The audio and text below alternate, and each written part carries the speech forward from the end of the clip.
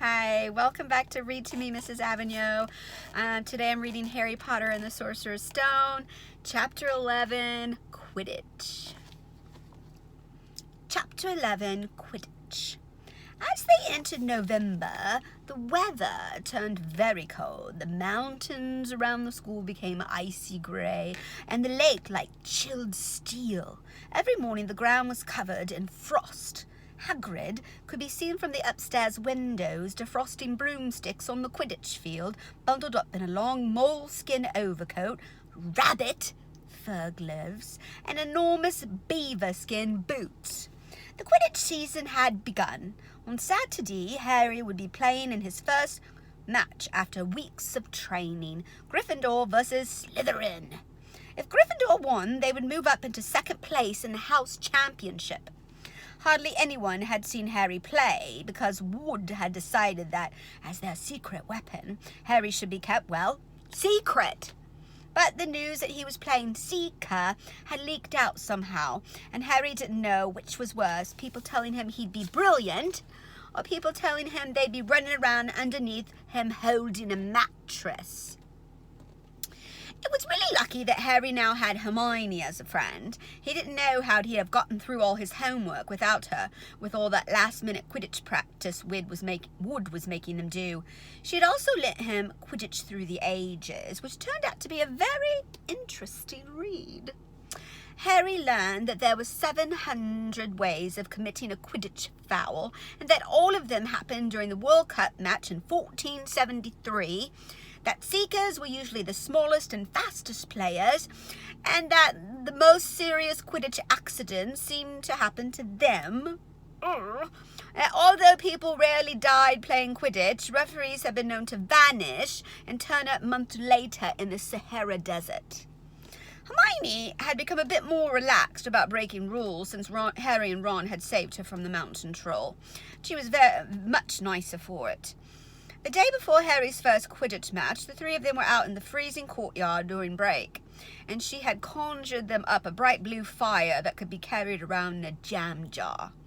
They were standing with their backs to it, getting warm, when Snape crossed the yard. Harry noticed at once that Snape was limping.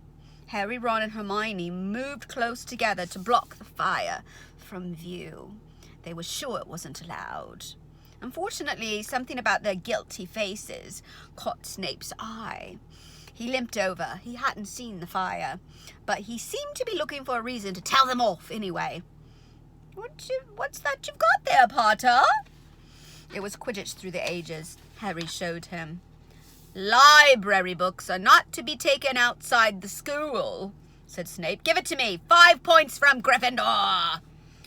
He just made up that rule, Harry muttered angrily as Snape limped away. What's wrong with his leg? I wonder what's wrong with his leg. Dunno, but I really hope it's hurting him, said Ron bitterly.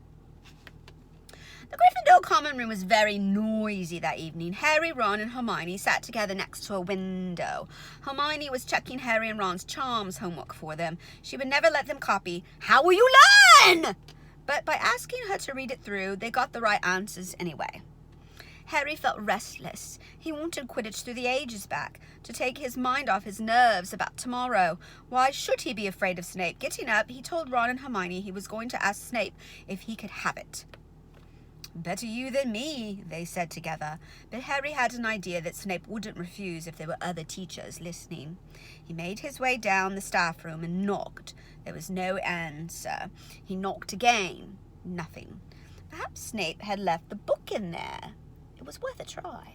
He pushed the door ajar and peered inside, and a horrible scene met his eyes.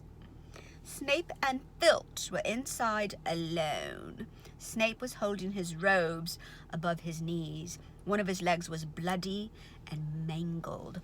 Filch was handing Snape bandages.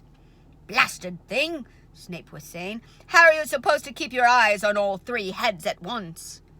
Harry tried to shut the door quietly, but... Potter! Snape's face was twisted with fury as he dropped his robes quickly to hide his leg. Harry gulped. I just wondered if I could have my book back. Get out! Out! Harry left before Snape could take any more points from Gryffindor. He sprinted back upstairs. "Did you get it?" Ron asked as Harry joined them. "What's the matter?" In a low whisper, Harry told them what he'd seen. "You know what this means," he finished breathlessly. "He tried to get past that three-headed dog at Halloween. That's where he was going when we saw him. He's after whatever it's guarding. And I bet my broomstick he let that troll in to make a diversion." Hermione's eyes were wide. "No, he wouldn't," she said. "I know he's not very nice, but he wouldn't try and steal something Dumbledore was keeping safe." "Honestly, Hermione, you think all teachers are saints or something?" snapped Ron. "I'm with Harry. I wouldn't put anything past Snape. But what's he after? What's the dog guarding?" Harry went to bed with his head buzzing with the same question. Neville was snoring loudly, but Harry couldn't sleep. He tried to empty his mind. He needed to sleep. He had to. He had his first Quidditch match in a few hours, but the expression on Snape's face when Harry had seen his leg wasn't easy to forget. The next morning dawned very bright and cold. The great hall was full of the delicious smell of fried sausages and the cheerful chatter of everyone looking forward to a good Quidditch match. "You've got to eat some breakfast." "I don't want anything." "Just a bit of toast," wheedled Hermione. "I'm not hungry." Harry felt terrible. In an hour's time, he'd be walking onto the field. "Harry, you need your strength," said Seamus Finnegan. "Seekers are always the ones who get clobbered by the other team." "Thanks, Seamus," said Harry, watching Seamus pile ketchup on his sausages. By 11 o'clock, the whole school seemed to be out in the stands around the Quidditch pitch. Many students had binoculars. The seats might be raised high in the air, but it was still difficult to see what was going on sometimes. Ron and Hermione joined Neville, Seamus, and Dean, the West Ham fan, up in the top row. As a surprise for Harry, they had painted a large banner on one of the sheets Scabbers had ruined. It said "Potter for President," and Dean, who was good at drawing, had done a large Gryffindor lion underneath. Then Hermione had performed a tricky little charm so that the paint flashed different colours. Meanwhile, in the locker room, Harry and the rest of the team were changing into their scarlet Quidditch robes. Slytherin would be plain and green. Wood cleared his throat for silence. "Okay, men," he said. "And women," said Chaser Angelina Johnson. "And women," Wood agreed. "This is it." "The big one," said Fred Weasley. "The one we've all been waiting for," said George. "We know Oliver's speech by heart," Fred told Harry. "We were on the team last year." "Shut up, you two," said Wood. "This is the best team Gryffindor's had in years. We're going to win, I know it." He glared at them all as if to say, "Or else." "Right, it's time. Good luck, all of you." Harry followed Fred and George out to the locker room and, hoping his knees weren't going to give away, walked onto the field to loud cheers. Madam Hooch was refereeing. She stood in the middle of the field, waiting for the two teams, her broom in her hand. "Now I want a nice fair game, all of you," she said once they were all gathered around her. Harry noticed that she seemed to be speaking particularly to the Slytherin captain Marcus Flint, a sixth year. Harry thought Flint looked as if he had some troll blood in him. Out of the corner of his eye, he saw the fluttering banner high above, flashing Potter for President over the crowd. His heart skipped. He felt braver. "Mount your brooms, please." Harry clambered onto his Nimbus 2000. Madam Hooch gave a loud blast on her silver whistle. 15 brooms rose up high into the air. They were off. "And the quaffle is taken immediately by Angelina Johnson of Gryffindor." What an excellent chaser that girl is, and rather attractive too. "Jordan!" "Sorry, Professor." The Weasley twins' friend Lee Jordan was doing the commentary for the match, closely watched by Professor McGonagall. "And she's really belting along up there. A neat pass to Alicia Spinnet. A good find of Oliver Woods. Last year only a reserve. Back to Johnson and no! The Slytherins have taken the quaffle. Slytherin captain Marcus Flint gains the quaffle and off he goes. Flint flying like an eagle up there. He's going to No! Stopped by an excellent move by Gryffindor keeper Wood, and the Gryffindors take the quaffle. That's Chaser Katie Bell of Gryffindor there. Nice dive around Flint, off up the field, and Ouch! That must have hurt. Hit in the back of the head by a bludger. Quaffle taken by the Slytherins. That's Adrian Pusey speeding off towards the goalpost, but he's blocked by a second bludger. Sent his way by Fred and George Weasley. Can't tell which. Nice play by the Gryffindor beta anyway, and Johnson back in possession of the quaffle. A clear field ahead, and off she goes. She's really flying, dodging a speeding bludger. The goalposts are ahead. Come on now, Angelina. Keeper Bletchley dives, misses. Gryffindor scores! Gryffindor cheers filled the cold air with howls and moans from the Slytherins. Budge up there, move along. Hagrid! Ron and Hermione squeezed together to give Hagrid enough space to join them. Been watching from me hut, said Hagrid, patting a large pair of binoculars around his neck. But it isn't the same as being in the crowd. No sign of the snitch yet. Eh? Nope, said Ron. Harry hasn't had much to do yet. Keep out of trouble, though. That's something, said Hagrid, raising his binoculars and peering skyward at the speck that was Harry. Way up above them, Harry was gliding over the game, squinting about for some sign of the snitch. This was part of his and Wood's game plan. Keep out of the way until you catch sight of the snitch, Wood had said. We don't want you attacked before you have to be. When Angelina had scored, Harry had done a couple of loop-loops to let off his feelings.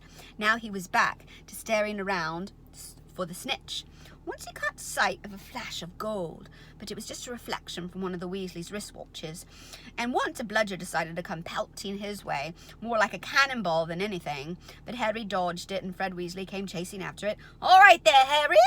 He had time to yell as he beat the bludger furiously toward Marcus Flint. Slytherin in possession, Lee Jordan was saying. Chaser Pusey ducks 2 bludgers, 2 Weasleys, and Chaser Bell and speeds toward... Wait a moment. Was that the snitch? A murmur ran through the crowd as Adrian Pusey dropped the quaffle, too busy looking over his shoulder at a flash of gold that had passed his left ear. Harry saw it. In a great rush of excitement, he dived downward after the streak of gold. Slytherin seeker Terence Hicks had seen it, too. Neck and neck, they hurtled toward the snitch. All the chasers seemed to have forgotten what they were supposed to be doing as they hung in midair to watch. Harry was faster than Higgs. He could see the little round ball, wings fluttering, darting up ahead. He put on an extra spurt of speed. Wham! A roar of rage echoed from the Gryffindors below. Marcus Flint had blocked Harry on purpose, and Harry's broom spun off course, Harry holding on for dear life. Foul! Screamed the Gryffindors. Madam Hooch spoke angrily to Flint and then ordered a free shot at the goalpost for Gryffindor. But in all the confusion, of course, the golden snitch had disappeared from sight again. Down in the stands, Dean Thomas was yelling, "Send him off, Red! Red card!" "What are you talking about, Dean?" said Ron. "Red card!" said Dean furiously. "In soccer, you get shown the red card and you're out of the game!" "But this isn't soccer, Dean," Ron reminded him. Hagrid, however, was on Dean's side. They ought to change the rules. Flint could have knocked Harry out of the air. Lee Jordan was finding it difficult not to take sides. "So, after that obvious and disgusting bit of cheating..." "Jordan!" growled Professor McGonagall. After that open and revolting foul..." "Jordan, I'm warning you." All right. Flint nearly kills the Gryffindor seeker, which could happen to anyone, I'm sure. So a penalty to Gryffindor, taken by Spinet, who puts it away, no trouble, and we continue play. Gryffindor still in possession. It was as Harry dodged another bludger, which went spinning dangerously past his head, that it happened. His broom gave a sudden, frightening lurch. For a split second, he thought he was going to fall. He gripped the broom tightly with both his hands and knees. He never felt anything like that. Happened again. It was as though the broom was trying to buck him off. But Nimbus 2000s did not suddenly decide to buck their riders off. Harry tried to turn back toward the Gryffindor goalposts. He had half a mind to ask Wood to call time out. And then he realized that his broom was completely out of his control. He couldn't turn it. He couldn't direct it at all. It was zigzagging through the air and every now and then making violent swishing movements that almost unseated him. Lee was still commentating. "Slytherin in possession," Flint with the quaffle, passage spinet, passage bell, hit hard in the face of a bludger. Hope it broke his nose. Only joking, Professor. Slytherin score. Oh no. Slytherins were cheering. No one seemed to have noticed that Harry's broom was behaving strangely. It was carrying him slowly higher, away from the game, jerking and twitching as it went. "Do you know what Harry thinks he's doing?" Hagrid mumbled. He stared through the binoculars. "If I didn't know better, I'd say he lost control of his broom, but he can't have." Suddenly, people were pointing up at Harry all over the stands. His broom had started to roll over and over, with only him just managing to hold on. Then the whole crowd gasped. Harry's broom had given a wild jerk, and Harry swung off it. He was now dangling from it, holding on with only one hand. "Did something happen to it when Flint blocked him?" Seamus whispered. "Can't have," said Hagrid, his voice shaking. "Can't nothing interfere with a broomstick except powerful dark magic. No kid could do that to a Nimbus 2000. At these words, Hermione seized Hagrid's binoculars, but instead of looking up at Harry, she started looking frantically at the crowd. "What are you doing?" moaned Ron, grey-faced. "I knew it!" Hermione gasped. "Snape, look!" Ron grabbed the binoculars. Snape was in the middle of the stands opposite them. He had his eyes fixed on Harry and was muttering non-stop under his breath. "He's doing something! He's jinxing the broom!" said Hermione. "What shall we do? Leave it to me!" Before Ron could say another word, Hermione had disappeared. Ron turned the binoculars back on Harry. His broom was vibrating so hard it was almost impossible for him to hang on much longer. The whole crowd was on its feet, watching, terrified, as the Weasleys flew up to try to pull Harry safely onto one of their brooms, but it was no good. Every time they got near him, the broom would jump higher still. They dropped lower and circled beneath him, obviously hoping to catch him if he fell. Marcus Flint seized the quaffle and scored 5 times without anyone noticing. "Come on, Hermione," Ron muttered desperately. Hermione had fought her way across to the stand where Snape stood and was now racing along the row behind him. She didn't even stop to say sorry as she knocked Professor Quirrell head first into the row in front. Reaching Snape, she crouched down, pulled out her wand, and whispered a few well-chosen words. Bright blue flames shot from her wand onto the hem of Snape's robes. It took perhaps 30 seconds for Snape to realize that he was on fire. A sudden yelp told her she had done her job. Scooping the fire off him in a little jar in her pocket, she scrambled back along the row. Snape would never know what had happened. It was enough. Up in the air, Harry was suddenly able to clamber back on his broom. "Neville, you can look," Ron said. Neville had been sobbing into Hagrid's jacket for the last 5 minutes. Harry was speeding toward the ground when the crowd saw him clap his hand to his mouth as though he was about to be sick. He hit the field on all fours, coughed, and something gold fell in his hand. "I've got the snitch!" he shouted, waving it above his head, and the game ended in complete confusion. "He didn't catch it, he nearly swallowed it!"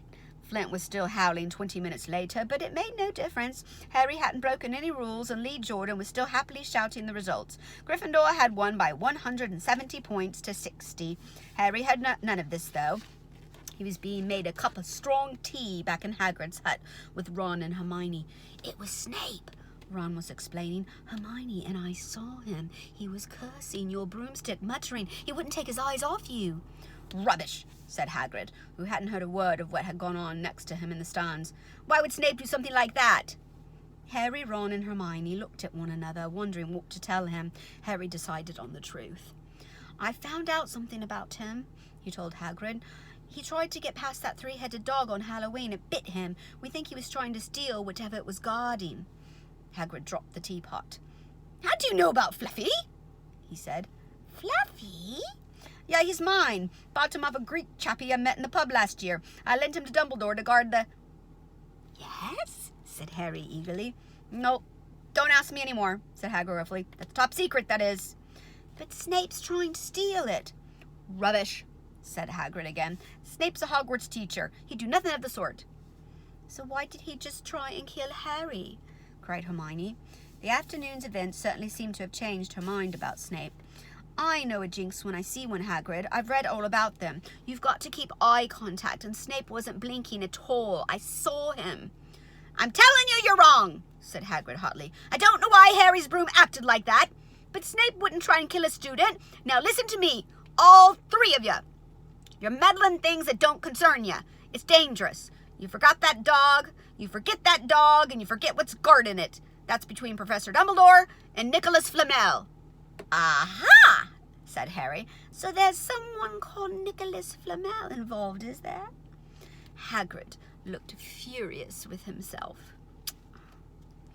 And that's the end of chapter 11, Quidditch. Hope you enjoyed. Stay tuned for chapter 12, The Mirror of Erised.